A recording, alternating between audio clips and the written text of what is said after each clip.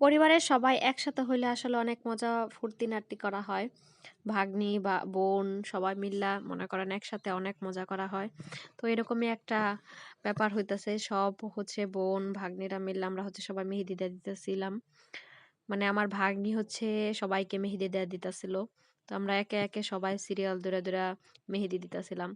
আর ওদিক দিয়ে হচ্ছে পুচকি কুলান তো দুষ্টামি করতেই আছে। একেকজনের এই যে পুচকি দেখতেছেন, এই পুচকিদের সাথে মনে করেন গল্প না করলেই সে হচ্ছে ৩ মাস বয়সের বাবু। তার সাথে গল্প না করলেই মানে সে কান্নাকাটি শুরু করে দেয়। আর তার সাথে যখন সবাই গল্প করে তখন একদম সে ভালো শান্ত। মানে তার কথা হচ্ছে সবাই গল্পগুজব করতেছে আমারে কেন নেয়া করে না? এইরকম একটা ব্যাপার। এত দুষ্ট। আর এই তো সবাইরে হচ্ছে মেহেদি দেওয়া হইতেছে। আর মেহেদি দেওয়ার মাঝখানে আসলে অনেক খাবার-দাবারই খাওয়া হইছে। তার মধ্যে ঘরোয়া ফ্রেঞ্চ ফ্রাই হচ্ছে একটা। তো এটারে হচ্ছে ফুটেজ আমি তুলতে পারছি।